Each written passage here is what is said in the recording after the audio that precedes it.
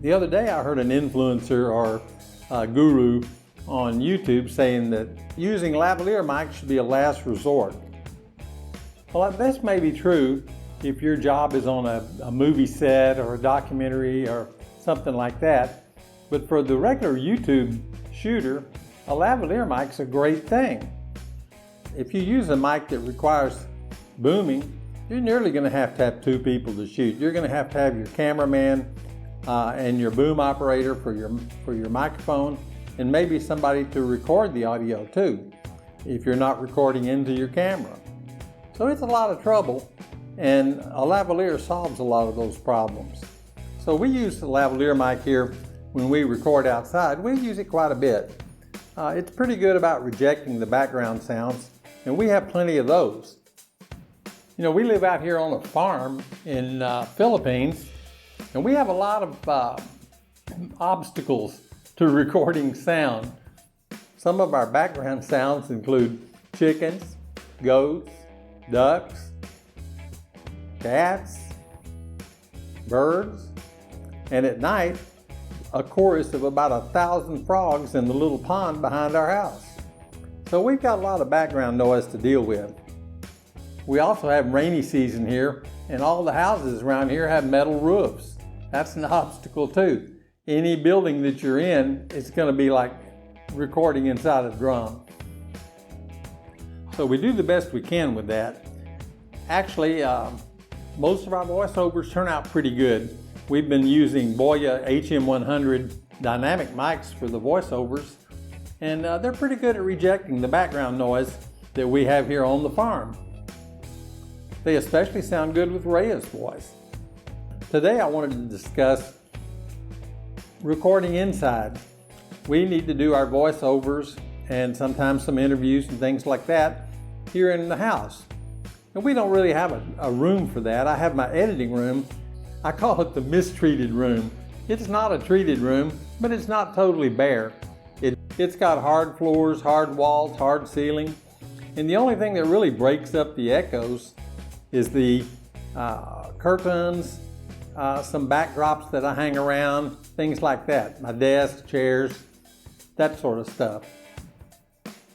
The mistreated room is our voiceover room, and we have to make do with it. We really don't have a choice. The room I'm in right now has a lot of echo, and there's not much you can do about it except get as close to that microphone as you can. I do most of the voiceovers myself, and I wanted something that really would improve on the HM100 sound, and I decided on an Audio Technica 2035. So basically we want to use these new microphones, the 2035 Audio Technica for voiceover, and then we want to use the little 2021s for tabletop interviews, for overhead booming, things like that inside. I was hoping that they sounded a lot like the 2035. Pretty much decided on the AT2021 and the AT2035 Audio Technica. I like all the mics. They're good quality, good build quality, no problem with that. I like the Audio Technica series microphones. Other mics that I looked at, some of them sound good and don't seem to have a great build quality, but these really have both. But again, I want to test them against each other to see how they sound. They're very similar. They're in the same series of microphones, and with any luck, they'll sound a lot like the 2035, but that remains to be seen. We'll do a little test and see how the background noise pickup is with our natural sounds around here, the frogs, the birds, the kitties, you name it, we've got it. And we'll see how it sounds from in front of the mic. We'll do 90 degrees and we'll do the back of the mic like everybody else does. So you'll get an idea of what it sounds like. I think that the 2035 and the 2021 are going to pair off good, but that remains to be seen. We really haven't done a serious test on it yet, so this will be our first one. It'll be interesting to hear how Rhea's voice sounds with the microphones too, because I've never tried either one of them with Rhea. This will be her first time on those mics. She's used the HM100 Boya microphones most of the time for her voiceovers, and it does really good for her. It's not a great microphone, but it is pretty good with her voice. I'm not going to do anything in post to these microphone recordings except to normalize them before we play them back so that they're loud enough for YouTube. Listening to them through headphones might be a better idea. Okay, we're going to do the mic test next, so I'm going to take a break and have a location change. Rhea's going to go first, and then I'll go second. This is the Audio Technica AT2021. This is the AT2021 from the front. This is the AT2021 at 90 degrees. This is the AT2021 from behind. The small pop nod, a hole in the sock. The fish twisted and turned on the bent hook. Press the pants and sew a button on the vest. The swan dive was far short of perfect. The beauty of the view stunned the young boy. Two blue fish swam in the tank. Her furs was full of useless trash. The colt reared and threw the tall rider.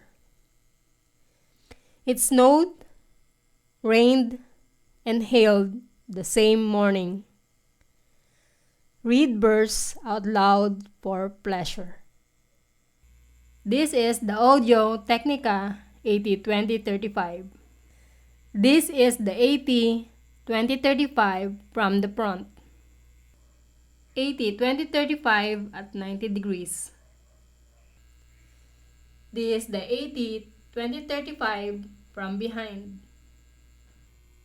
The small pop nod, a hole in the sock. The fish twisted and turned on the bent hook. Press the pants and sew a button on the vest.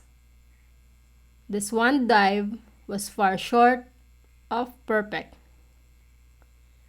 The beauty of the view stunned the young boy. Two blue fish swam in the tank. Her furs was full of useless trash. The colt reared and threw the tall rider. It snowed, rained, and hailed the same morning. Reed burst out loud for pleasure. This is the Audio Technica AT2021. This is the AT2021 from the front. This is the AT2021 at 90 degrees. This is the AT2021 from behind.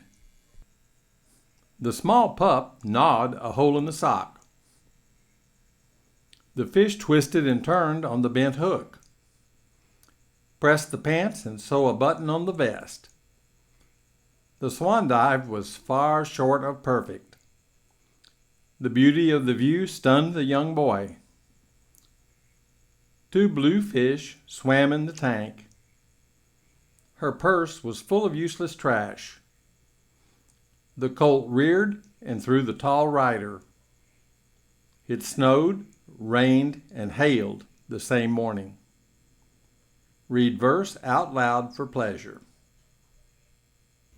This is the AT2035 from the front. This is the AT2035 at 90 degrees. This is the AT2035 from the back. The small pup gnawed a hole in the sock. The fish twisted and turned on the bent hook.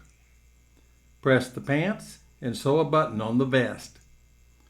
The swan dive was far short of perfect. The beauty of the view stunned the young boy. Two blue fish swam in the tank.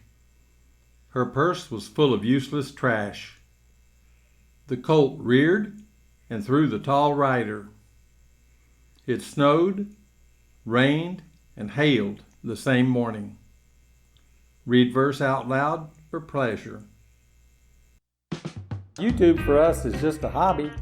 We don't really make any money off of it. I think I put that in an earlier video.